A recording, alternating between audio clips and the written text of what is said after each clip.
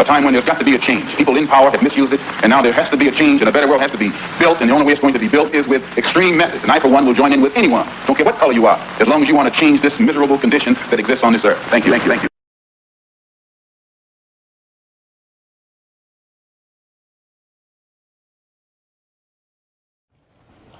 Help me understand why we allow over 16,000 children to die each day from hunger or hunger-related diseases. Help me understand why it is acceptable for the 0.1% to control majority of global resources while 6 million children die of starvation every year. Help me understand why we should grow up to empower corrupt banks, corrupt corporations, and corrupt governments instead of empowering humanity. Please explain to me why we should value power and profit instead of people. Help me understand why 1 billion people are living on less than $1 a day, and of that 1 billion, 162 million people are living on less than 50 cents a day. It is unreasonable to believe that poverty occurs naturally.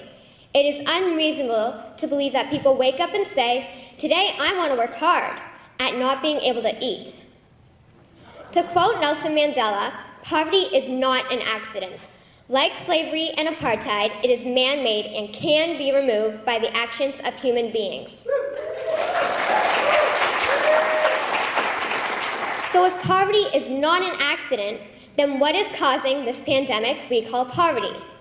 It is the point of this speech to argue that a corrupt and violent group of people, through the use of governments, banks, and corporations, are causing the poverty we are seeing in our world. Allow me to explain how globalized banking is causing poverty, why this should matter to us, and how we can change it. What most of us understand is that extreme poverty occurs when people are not able to procure their basic needs, such as water, food, sanitation, clothing, healthcare, and education.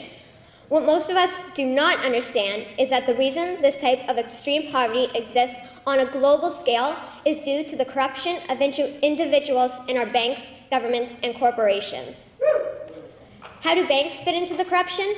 They are the credit creators. Nations access this credit, which creates the debt money that will be owed back to the bank. Attached to this debt money is compounded interest. This interest can never be repaid because the only ones allowed to create money is the banks. As a result, an exponentially growing national debt is created in every nation that borrows from these banks. How do governments fit into the corruption? They are the policymakers and the tax collectors. The corrupt politicians create policies that benefit the corrupt banks and corporations. These same politicians create taxation policies that lead to wealth redistribution from the poor to the wealthy bankers. Because the tax laws benefit the corrupt banks and corporations, the people who can least afford to be taxed carry majority of the burden. So how do corporations fit into the banking scam? Organizations like the World Bank, the IMF, and the WTO convince countries who are resource wealthy to participate in their centralized banking scam. Government leaders who will not support the banks are forced out and new leaders are put in. These leaders are paid to participate to the detriment of their country. These countries are then destroyed through the looting of their resources, the enslavement of the people, and the denial of benefiting from the profits derived from their own country's resources. Why should this matter to us? It matters because if you and I were in a state of extreme poverty, we would want someone to save us from those imposing their corrupted will upon us. It matters because if we turn our eyes from the injustice, then we will have no excuse when injustice is thrust upon us.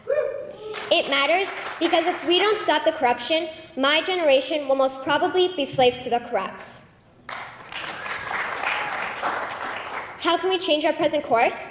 One option is that every nation creates its own bank owned by the people and quickly phases out the banks that are subject to the policies of the BIS.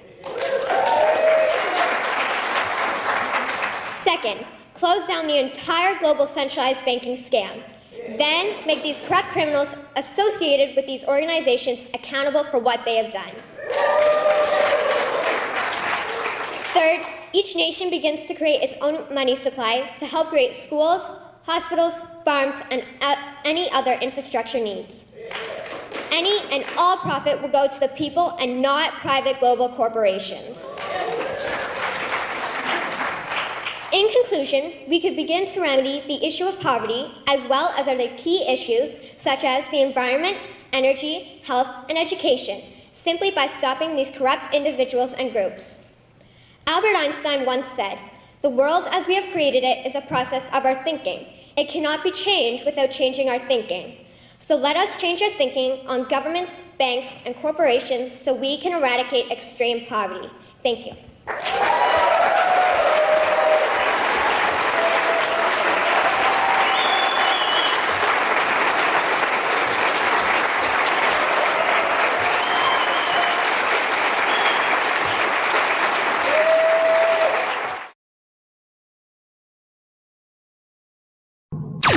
We're living at a time of extremism, a time of revolution, a time when there's got to be a change. People in power have misused it, and now there has to be a change, and a better world has to be built, and the only way it's going to be built is with extreme methods. And I, for one, will join in with anyone, don't care what color you are, as long as you want to change this miserable condition that exists on this earth. Thank you, thank you, thank you.